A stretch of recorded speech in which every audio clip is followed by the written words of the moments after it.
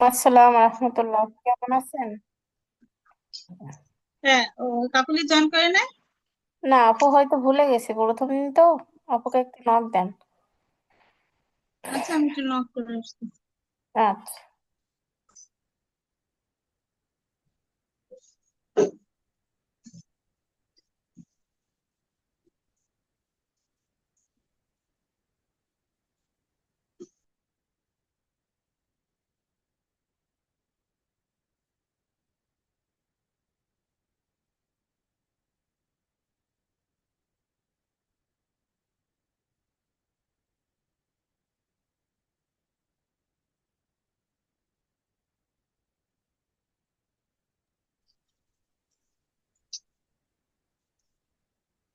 আপু জয়েন করতেছে। আচ্ছা, ঠিক আছে। আমরা তাহলে আমাদের তাহলে ক্লাস করছি। লক্ষ্য করার নিয়ম। আলহামদুলিল্লাহ। আলহামদুলিল্লাহ, আসসালাতু ওয়াসসালামু আলা আশরাফিল আমবিয়াই ওয়াল মুরসালিন ওয়া আলা আলিহি ওয়া আসহাবিহি আজমাইন। আউযু বিল্লাহি মিনাশ শাইতানির রাজিম। বিসমিল্লাহির রহমানির রহিম। আমরা সকলে পড়ি, রব্বি জিদনি ইলমা, রব্বি জিদনি রাব্বি ইলমা, জিদনি রব্বি জিদনি রাব্বি ইলমা। জিদনি। আচ্ছা, আপু বলেন, আমরা তেলাওয়াতে অক্ফ করার যতগুলো নিয়ম আছে তার মধ্যে 5টা নিয়ম দিলাম। ওই 5টা নিয়ম কি কি একে একে বলে যান। অক্ফ করার 5টা নিয়ম শিখছিলাম পেতাম। আমরা, সেই 5টা নিয়ম একটু বলবেন। আচ্ছা, এক নাম্বার হলো ওয়াক পেতাম। হুম। আয়াত শেষে এই চিহ্ন থাকে, অক্ষ করতে হবে। হুম। আচ্ছা, তারপর?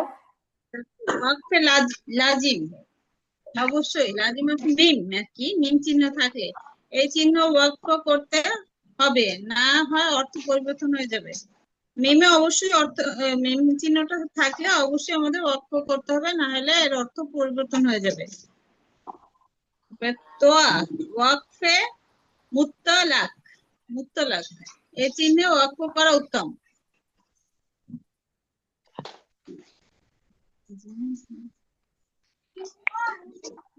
জিম, ওয়াকফে জায়েজ, জিম চিহ্ন হ্যাঁ, হ্যাঁ। ওয়াকফে জায়েজ, এই চিহ্নে ওয়াকফ না করা,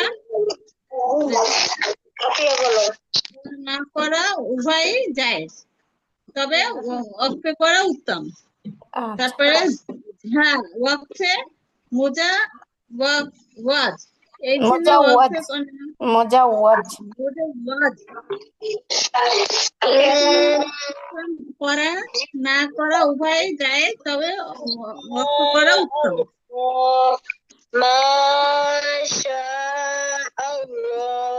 আচ্ছা, মাশাআল্লাহ, ঠিক আছে। আচ্ছা আপু, কেমন আছেন?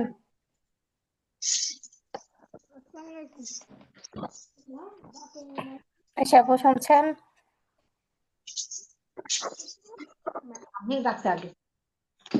আচ্ছা আপু, শুনতে জি পাচ্ছেন? জি আপু, আসসালামু আলাইকুম। ওয়ালাইকুম আসসালাম রহমতুল্লাহ। ফিয়া, ভালো আছো? আজকে ভুলে গেছিলে নাকি তোমরা ক্লাসের কথা? আপু, যাই আমি হোক, তো জানতাম হ্যাঁ বুঝতে পারছি, প্রথম দিন তো স্মরণ না থাকাটাই স্বাভাবিক।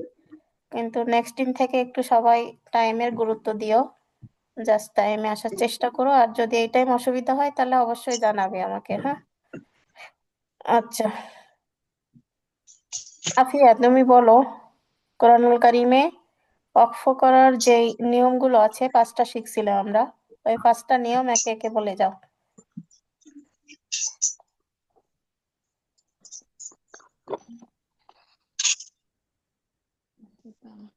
ওয়াকফে আয়াতের শেষে গোল চিহ্ন থাকলে ওয়াকফ করিতে হয়, তাকে হুম। ওয়াকফে তাম বলে। আচ্ছা, তারপর? মিম চিহ্নতে কোনো স্থান, মিম চিহ্ন কোনো স্থান থাকলে ওয়াকফের ওয়াকফ নামটা আগে কর- বলবে, হ্যাঁ? মেমটা কি? ওয়াকফে লাজিম। লাজিম মানে কি? অবশ্যই না? আবশ্যক মিম ওয়াকফ তার মানে। কোনো আবার স্থানে ওয়াকফ করা আবশ্যক। ইয়াকে ওয়াকফে লাজিম বলে। হুম, অক্ষ না করলে ওয়াকফে ওয়াকফ না করলে হচ্ছে গুণ হবে। না, না, অক্ষ না করলে অর্থ পরিবর্তন হবে, ঠিক আছে। অর্থ পরিবর্তন হবে। ওয়াকফে গোফরান। নুন চিহ্নটি কোন স্থানে থাকিলে ওয়াকফ করিলে হ্যাঁ, সাগিরা হ্যাঁ, গুণ তোর হবে। এটা শেখায় নেই তো, তুমি দেখে দেখে পড়ছো নাকি? দেখে হ্যাঁ আপু, বলছো? কোথা থেকেও দেখে বলছো? আমি যে হ্যাঁ পাঁচটা আপু। শিখাইছি সেই পাঁচটা বলো।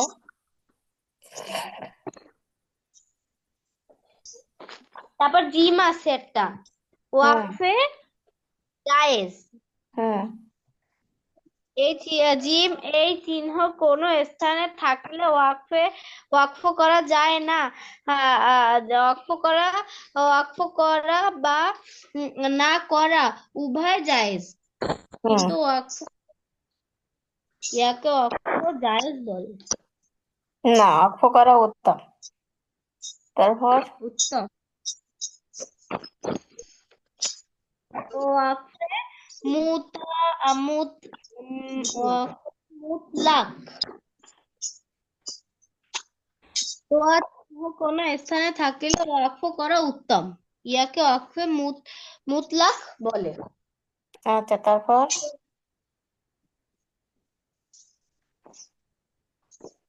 তারপর ওয়াকফে মুজা- মুজাওয়া- মুজাওয়াজ ওয়াজ মুজাওয়াজ। মুজাওয়াজ মুজাওয়াজ যা এই চিহ্ন কোন স্থানে থাকিলে ওয়াকফ করা বা না করা উভয় জায়েজ, কিন্তু ওয়াকফ না করা ভালো, ইয়াকে ওয়াকফে মুজাহাজ বলে।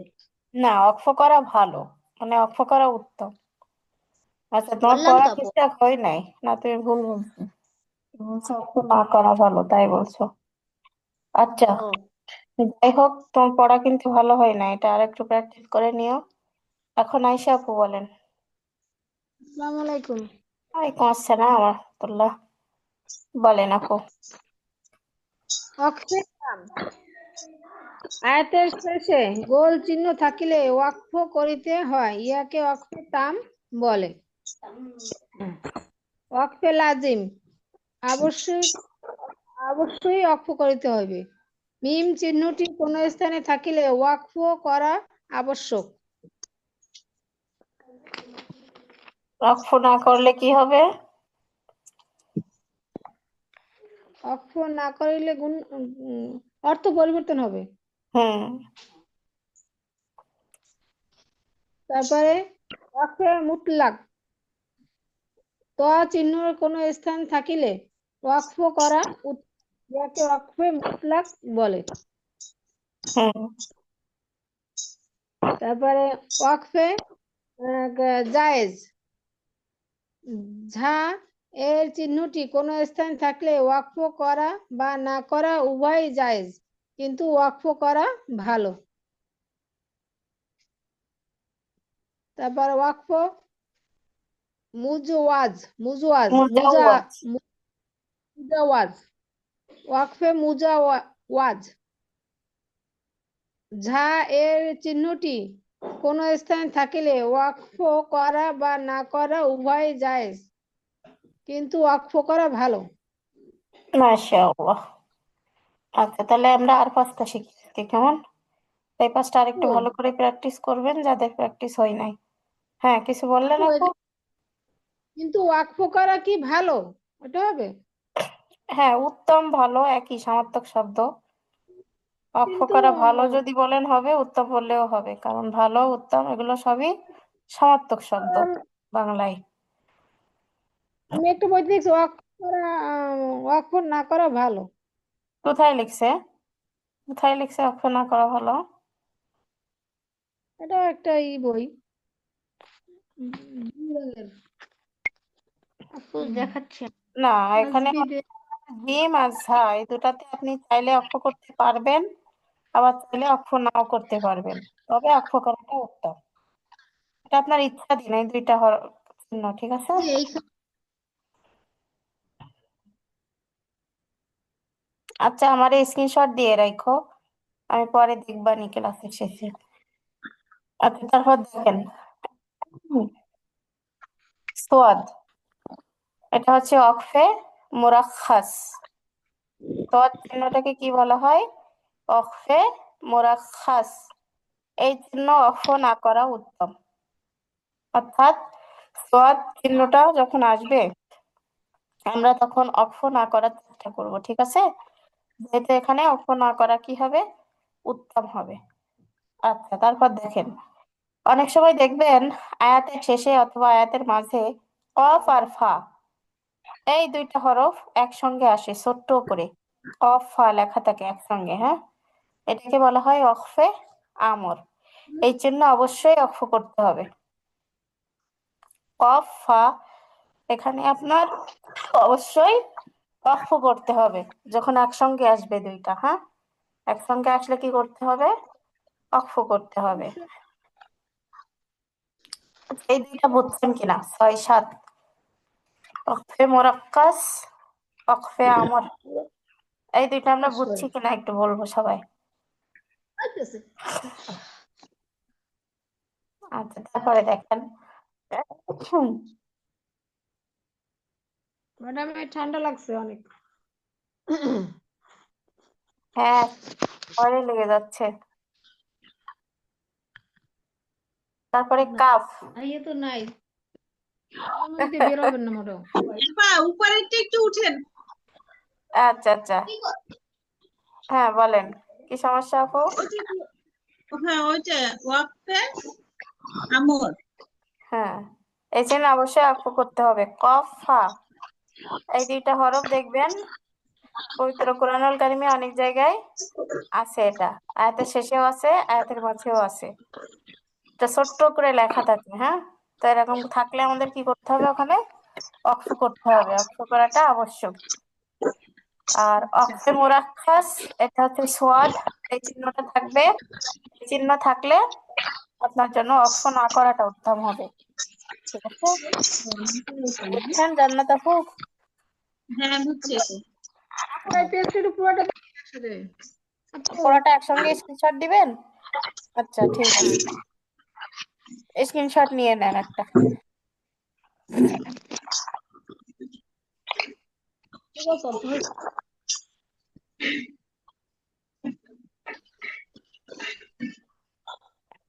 নেওয়া হয়েছে? হ্যাঁ, হয়েছে।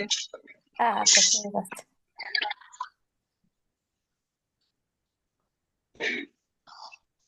আচ্ছা, তারপরে দেখেন কাফ, ওয়াকফে কিল আলাইহি, এই চিহ্ন অক্ফে না করা ভালো। অর্থাৎ আমরা তেলাওয়াতের সময় বিভিন্ন আয়াতের মাঝে শেষে যদি কাফ চিহ্নটা দেখতে পাই তাহলে এখানে আমাদের অক্ফ না করা ভালো হবে, অক্ফ করব না সেখানে, হ্যাঁ? দম ছাড়বো।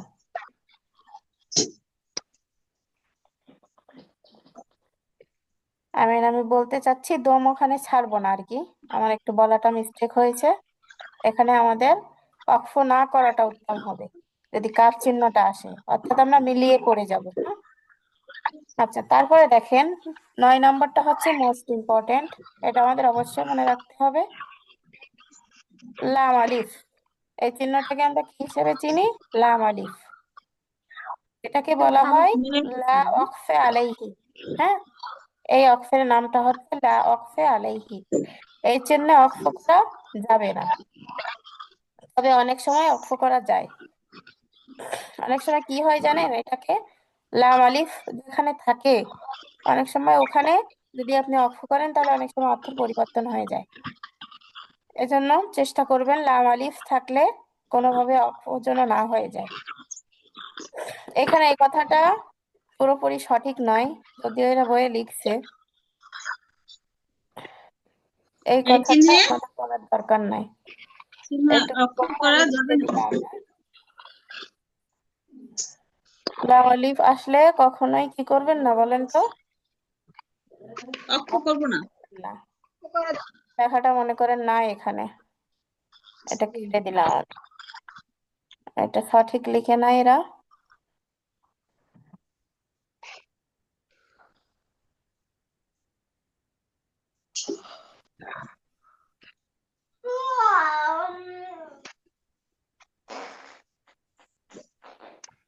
আপুর আর দেখতে পাচ্ছেন না, না? হ্যাঁ, দেখতে পাচ্ছেন যদিও, তো দেখেন, সমস্যা নেই, পড়ার দরকার নেই।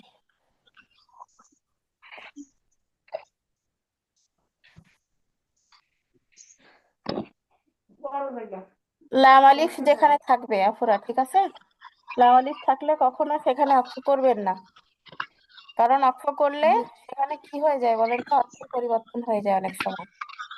যদি দম না থাকে তাহলেও কি করবেন, দম যদি ফুরিয়ে যায়, দেখা যাচ্ছে লাম আলিফ লেখা কিন্তু আমাদের দম ফুরিয়ে গেছে, তখন আমরা কি করব, একটা দুইটা শব্দ ওর আগের থেকে মিলায়ে আবার পড়া শুরু করব, যদি একেবারেই দম না থাকে সেক্ষেত্রে। হ্যাঁ, আচ্ছা, তারপরে সোয়াদ লাম ইয়া। হ্যাঁ, এই তিনটা হরফ একসঙ্গে আসে, এটাকে ওয়াকফে ওয়াসলে আওয়াল বলা হয়। ওয়াকফে ওয়াসলে আওয়াল, এই অক্ষরটার নাম। ওটা আচ্ছা, লাম অক্ষরের না? নামগুলো একটু কঠিন হয়ে গেলে যদি মনে না রাখতে পারেন অসুবিধা নাই, চিহ্নগুলো তবে যেন ভুল না হয়। হ্যাঁ, অক্ষরের নাম মনে রাখাটা খুব বেশি জরুরি নয়, তবে চিহ্নটা যেন মনে থাকে। সোয়াদ লাম ইয়া, এই তিনটা যদি একসঙ্গে আসে এই চিহ্নটা, তাহলে সেখানে আমাদের মিলিয়ে পড়া ভালো।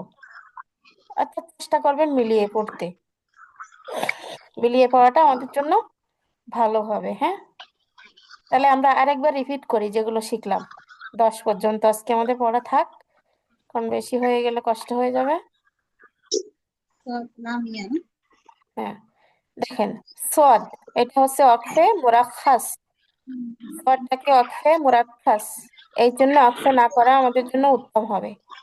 পবিত্র কুরআনুল কারিমে সোয়াদ যেখানেই দেখবেন, আয়াতের শুরুতে হোক বা শেষে হোক, কি করবেন বলেন তো আপুরা?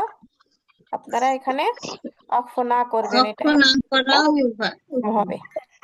আচ্ছা, এখন যদি কফ ফা, এই দুইটা হরফ একসঙ্গে আসে, তাহলে এটা কি হয়ে যাবে, অক্ফে আমর।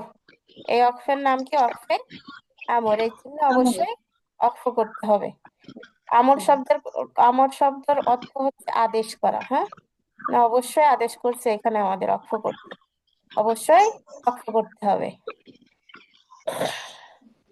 আচ্ছা, তারপরে দেখেন কাফ, ওয়াকফে কিল আলাইহি, এই অক্ষরের নাম, এই চিহ্ন অক্ফে না করা ভালো, মানে চেষ্টা করবেন কাফ চিহ্নটা আসলে অক্ফ না করার, অক্ফ না করা ভালো এখানে। আর লাম আলিফ, লাম আলিফের ক্ষেত্রে কি বলছিলাম মনে আছে আপুরা? অবশ্যই অক্ষ করতে হবে। হ্যাঁ, লা ওয়াকফে আলাইহি, এই চিহ্নে অক্ফ করা যাবে না, এই চিহ্নে কি করা যাবে না, অক্ফ করা যাবে না। যাবে না। লা ওয়াকফে আলাইহি, লাম আলিফ সহজে আমরা মনে রাখি, লাম আলিফ যেখানেই দেখবো সেখানে কি করব, মিলিয়ে পড়বো, অবশ্যই অবশ্যই মিলিয়ে পড়বো, কখনোই সেখানে আমরা অক্ফ করব না। আর যদিও বা আমাদের দম চলে যায়, আমরা অক্ফ করে বসি, তাহলে কি করব, আগের থেকে একটা দুইটা শব্দ ধরে নিয়ে মিলিয়ে পড়বো, ঠিক আছে? আচ্ছা, তারপরে দেখেন সোয়াদ লাম ইয়া, ওয়াকফে ওয়াসলে আওয়াল, যদি এইটা আসে, এই তিনটা হরফ যুক্ত এই চিহ্নটা যদি আসে, তাহলে আমরা সেখানে মিলিয়ে পড়বো, কারণ এখানে মিলিয়ে পড়া ভালো। আপনারা তাহলে মোটামুটি ক্লিয়ার? 10টা, 1 থেকে 10 পর্যন্ত পড়া দিচ্ছি কালকে, 1 থেকে 5 পর্যন্ত মোটামুটি হয়েছে, খুব ভালোভাবে হয় নাই। তাহলে 1 থেকে 10 পর্যন্ত আপনাদের হোমওয়ার্ক থাকলো। এখন আমরা প্র্যাকটিস ক্লাসে চলে যাই, কেমন? 1 থেকে 10 পর্যন্ত কারোর কোনো অসুবিধা আপুদের? 1 থেকে 10 পর্যন্ত আপুদের কি কারোর কোনো অসুবিধা আছে? স্ক্রিনশট দিয়ে দিন। না, অসুবিধা নেই। আচ্ছা, ঠিক আছে, তাহলে আমরা আগাতে পারি। আপু, হ্যাঁ। আপু ওইটা একটু স্ক্রিনশট দেবো। ও, আচ্ছা, 1 মিনিট আপু, আমি তো আবার পেজ পরিবর্তন করে বসছি, বের করি তাহলে। কোন আপা কি কইতেছেন? ওইতেছি তো। ও হয়েছে হয়েছে আপু, লাগবে না। হয়েছে আপু? হ্যাঁ, লাগবে না, হয়েছে। আচ্ছা, ঠিক আছে।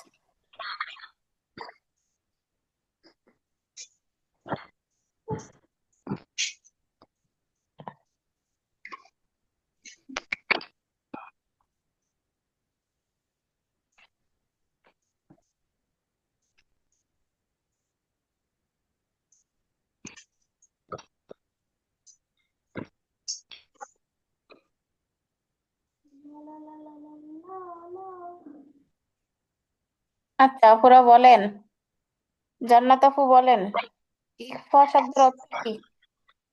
হ্যাঁ আপু, ইকফা শব্দের অর্থ কি?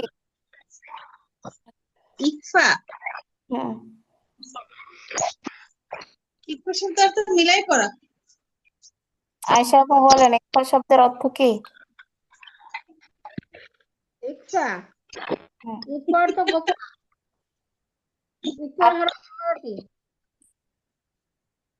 আচ্ছা আফিয়া বলো, ইকফা শব্দের অর্থ কি? লুকিয়ে পড়া, লুকিয়ে পড়া। গোপন করিয়ে পড়া। আচ্ছা, গোপন কোথায় করব আমরা? লুকাবো কোথায়? অনিশ্চয়তা, বাংলা নাকের অনিশ্চয়তা। হ্যাঁ, আচ্ছা বলো আফিয়া, কোথায় লুকাবো? নাকের ভিতরে। হ্যাঁ, বাংলা বর্ণে কোন হরফের মতো হবে? কোন অক্ষরের মতো? আচ্ছা অনিশ্চয়। আচ্ছা, ইকফার হরফ কয়টি বলো তো আফিয়া? ইকফার হরফ কি কি? 15টি।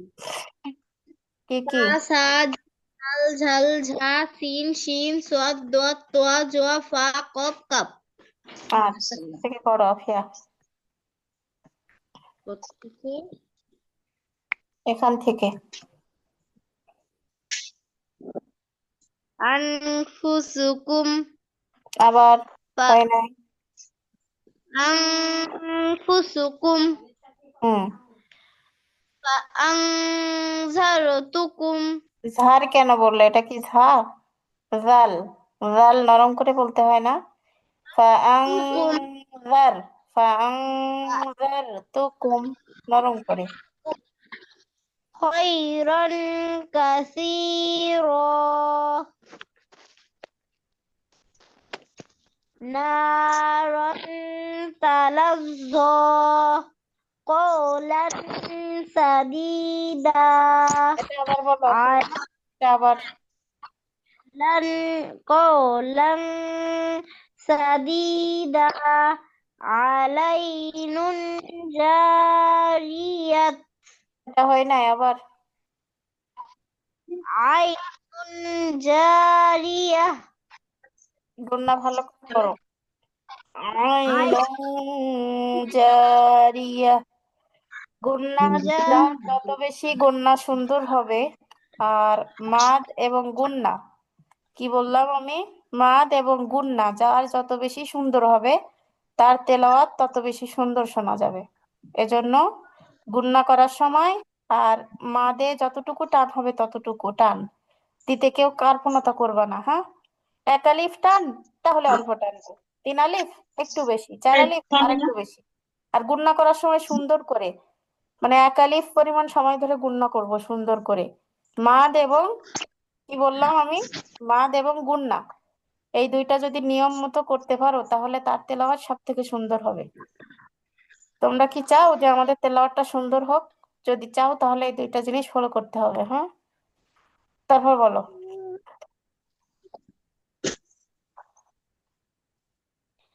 আইনুন জারিয়াহ মিন মিন শাররিল ওয়াসওয়াস ওয়াক্কান দাক্কা দেখ, দেখা, কাং দাক্কা সফাং সফা মাশাআল্লাহ। জান্নাত আপু পড়েন।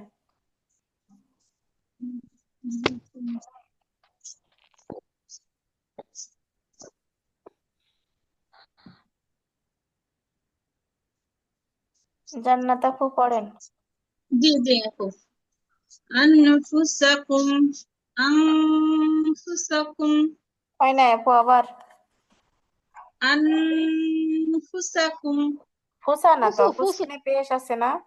আং ফুসুকুম। আনফুসুকুম, ফা ফা ফাট আন নাই আং আপু, ফাট ফাট আনা যাবে না। ফা আং এই যে বাবার বাবার পাশে তুকুম। খালি কই খালি আলিফ আপু? আলিফের উপরে জবর থাকলে তো খালি হয় না। জবর আছে? হ্যাঁ, আলিফের উপরে জবর আছে, তাহলে হামজা নুনকে ধরছে, বা আং হয়ে যাচ্ছে না? ফাআং ফাআং فأنذرتكم خيرا خيرا خيرا كثيرا খৈরং خيرا كثيرا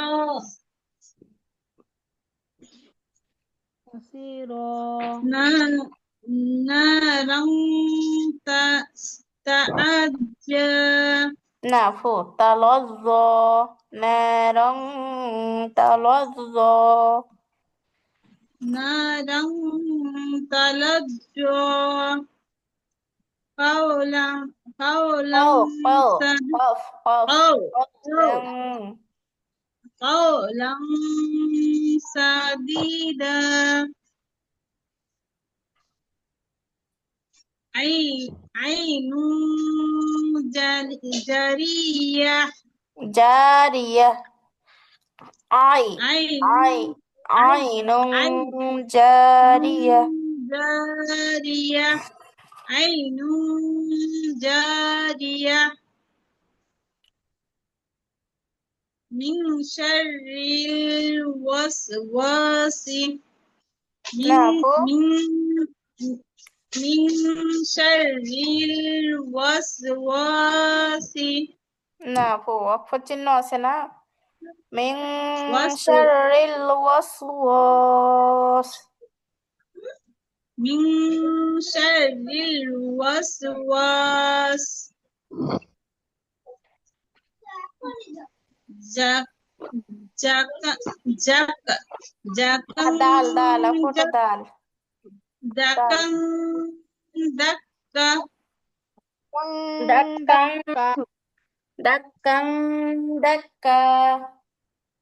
دكا دكة صفا صفا সাফাং সাফাং সাফা। صفا صفا সফা টান হবে একালিফ, সফা। صفا আচ্ছা, আয়শা আপু পড়ে। صفا صفا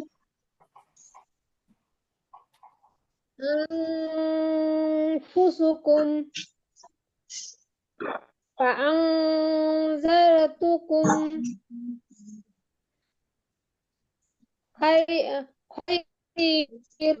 خيرا كثيرا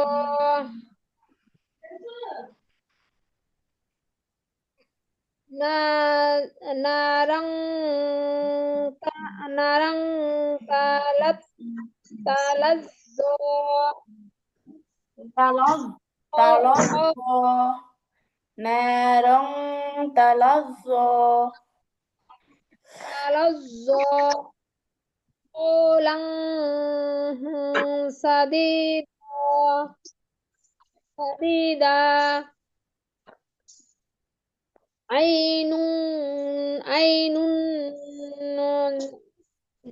عين عين جارية আইনুং জারিয়া। جارية ইয়াহ টান নাই عين আপু, আইনুং جارية জারিয়া। من شر الوسواس دكا دكا صفا صفا মাশাআল্লাহ, এক নজরে তাজবিদ গুলো বলে যান আপু।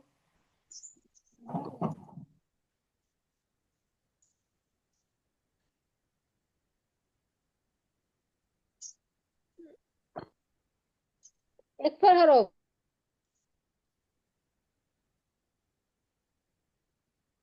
আর কিছু নাই একফার হরফ।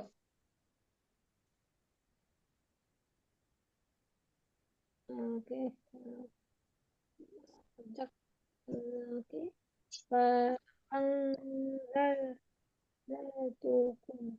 একফার হরফ, আর তো কিছু দেখি না। একফার হরফ। সি মাদ্দে আসলি, মাদ্দে আরজি। কোনটা মাদি আর জি আপু? এই যে ও না সরি, মাদের হরফ। মাদি ইয়াজ। মাদ্দে ইওয়াজ, ওই যে জেরে বাম পাশে জবর ইয়া, তারপরে দুই জবরের পরে খালি আলিফ, আর দুই এর জবরে পরে দম থামা। ফেলিলে, দুই জবরে দম ফেলিলে কি হয় আপু? মাদ্দে ওয়াজ হয়ে যায় না? মাদে তাবাই ইওয়াজ। তারপরে মাদ্দে ওয়াজ। হ্যাঁ, এক আলিফ বাদ দিয়ে, এক জবর বাদ দিয়ে এক জবরটা পড়িতে হয়। তারপরে মাদের হরফ, তারপরে একফা, একফার হরফ, একফা গুন্না, নুন সাকিন ও তারপরে তানবিনের ইকফা গুন্না।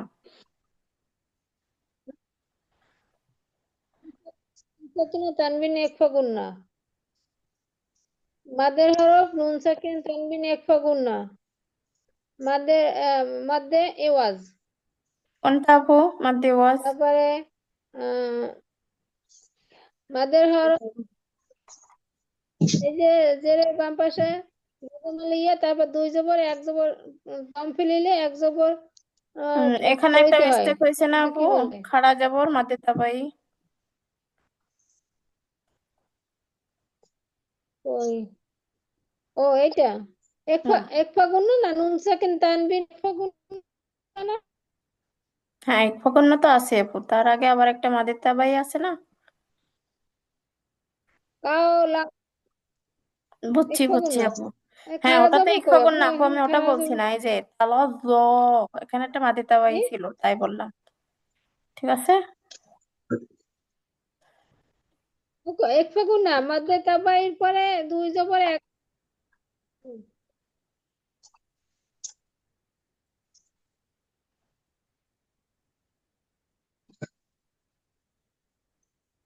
আচ্ছা, তারপরে মাদের হরফ নুন সাকিনে নুন সাকিন তানবিনে একফা গুন্না, মাদের তারপরে হরফ কোনটা তানবিনের মাদের পরে হরফ আপু? আপু, মাদের হরফ কোনটা? তানবিনের আপু, হ্যাঁ, ওই যে তানবিনের পরে যদি খালি আলিফের পরে যদি ওই ইকফা হরফ থাকে তাহলে কি ইকফা গুণ হবে? হ্যাঁ অবশ্যই হবে, কেন নয়? হ্যাঁ, খালি আলিফ অবশ্যই অবশ্যই। থাকলেও। কেন খালি আলিফ থাকলে আপনার সমস্যা কি? খালি আলিফ থাকলে শুধুমাত্র মাদ্দে ওয়াজ কখন হবে? যদি আয়াতের শেষে হয়, তাই না? তো আয়াতের মাঝখানে হবে তো, যখন আপনার নুন সাকিন ও তানবিনের হরফ আসবে তখন নিশ্চয়ই ওটা মাঝখানে হবে, শেষে তো হবে না। তো মাঝখানে হইলে না, তখন তো আর নুন ওই সাকিন মাদ্দে আর ওয়াজের তানবিনের আমল পরে হবে না। যদি ইকফা হরফ আসে, তো এই ইকফার ওই যে ধরেন এইটা না রং তালা জা, এটা হ্যাঁ এই যে হ্যাঁ, না রং, ইকফা এই যে গুন্না আলিফটা অবশ্যই। আসছে মাঝখানে। হ্যাঁ অবশ্যই এটা ইকফা গুন্না আপু, কারণ তানবিন আছে। মাঝখানে আলিফ আসলেও ইকফা গুণ না, এটা হ্যাঁ, ধরবো না। আলিফের আগে পরে কিছু নাই, দেখেন আপু কিছু আছে? নাই। না, তানবিনের পরেই কিন্তু ইকফার হরফ আছে। এই যে আলিফে জায়েদা পড়ছিলাম না আপু, এটা সে আলিফে জায়েদা, ঠিক আছে? পড়ায় আসে না, অতিরিক্ত। লেখায় আছে, শিখছিলাম না আমরা? সে আলিফে হ্যাঁ হ্যাঁ জায়েদা ওটা। এটা কি আমরা কিন্তু এখানে না রং পড়ছি, আপু? তাই না? তাহলে এখানে হ্যাঁ, কি আলিফের কোনো উচ্চারণ করছি? করি নাই কিন্তু। শুধুমাত্র করি নাই। লেখার জন্য ওটাকে লিখবো, কিন্তু পড়ার জন্য পড়বো না। সে আলিফে জায়েদা ওটা। আচ্ছা, তারপরেরটাও তো ওই যে আপু এই যে কাওলাম ওটা হা সাদিদা। হ্যাঁ, কউলাং, এই যে আপু, তানবিনের পরে সিন আসছে, এটাও আপু ইকফা গুন্না। হ্যাঁ বলেন আপু। এটা হলো লাম আলিফ। হ্যাঁ, লাম আলিফের এই যে উপরে এই কি? যে তাটা হা হই যদি কি হ্যাঁ, আইনুন খুব ভালো জারিয়া। মাইশা। হ্যাঁ, হা হয়ে যাবে আপু। গলতা আয়াতের শেষে আসলে হা হয়ে যায়। হা হয়ে যাবে। এটার নাম যেন কি, নামই তো বলিস, নাম মনে থাকে না। গোলতার ব্যবহার। এটার নাম যেন কি? গোলতার ব্যবহার। তায়ের গোলতার ব্যবহার। গোলতার ব্যবহার। ব্যবহার। গোলতা গোলতার গোলতা। ব্যবহার। বলতার হুম। আর লম্বা তায়ের কোনো ব্যবহার হয় না, ওটা যা আছে তাই থাকবে আজীবন।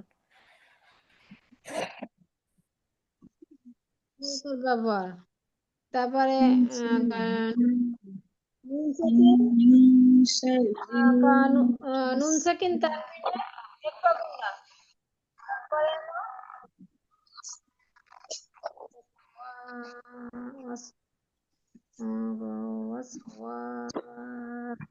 এটা হলে হ্যাঁ, পড়েন আর বলেন, তাহলে সুন্দর হবে, মাদের দেখবেন হরফ। মনে পড়বে। না না, আমাদের হরফ কেন আপু? ওয়াস ওয়াস টান দিলেন না আপনি, তেন আলিফ। তাহলে কি মাদেরটা? জবরের পরে খালি আলিফ মাদ্দে আছে, মাদের হরফ। হ্যাঁ, মাদের হরফের পরের হরফে আরজি। অক্ষ হইলে। জি জি। মাদ্দে আরজি। মাশাআল্লাহ। হ্যাঁ হ্যাঁ, মাদে আরজি।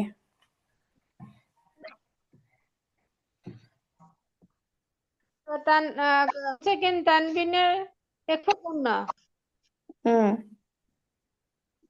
তারপর তারপরে ওই যে এক জবর থাকলে এক জবর বাদ দিয়ে এক জবর বই দিয়ে, ওটা মাদে দুই জবর ওয়াজ। থাকলে এক জবর বাদ দিয়ে এক জবর বই দিয়ে, ওটা কি বলে মনে নাই। দিয়াজ। এওয়াজ। হুম। ইওয়াজ। তারপরে তানবিনে একটা গুণা, মাদ্দে ইওয়াজ। ওরে আল্লাহ, হইছে। আচ্ছা, মাশাআল্লাহ। জান্নাত আপু বলেন। এক নজরে, এক নজরে শুধু তাজবিদ জান্নাতে গুলো পরে এই বলবেন। কায়দা বলতে বলেন। হ্যাঁ হ্যাঁ, সেটাই বলছি। আপনি কি মনে করছেন আপনিও আপুকে তো ছেড়ে দিব? তাজবিদ বলেন, আপনি তাজবিদ বলেন। ইকফার গুণা, ইকফার গুণা। নুন সাকিন ও তানবিনের ইকফার গুণা। তারপর হলো নুন সাকিন ও তানবিনের ইকফা গুণা। তারপর হলো নুন সাকিন ও তানবিনের ইকফা গুণা। তারপর মাদ্দে ইওয়াজ। না না, তার আগে কি না আছে না, জেরের পরে? যের পর যজমলা ইয়া, মাদ্দে তাবাই, তারপর হলো মাদ্দে ইওয়াজ। আচ্ছা। তারপরে ইকফা গুণা। না, ইফাকুনের আগে কি আছে? ও জবরের বামে মাদ্দে তাবাই। হুম। তারপরে ইকফা গুণা, তারপর মাদ্দে তাবাই, তাবাই হরফ। তারপরে হলো জবর এরপরে মাদ্দে, মাদ্দে আরজি। কেন না আপু? মাতে আর জি আপু? হয় নাই তো। ইকফাকুন না, জবর মাদের হরফ মাদ্দে ওয়াজ। ইকফার গুণা এই যে যে জেরের খালি পরে। খালি জবরের পর এক হরফের পর যে অক্ষ করলাম। কোনটা আপু? ওই যে আল্লাহ। মাদ্দে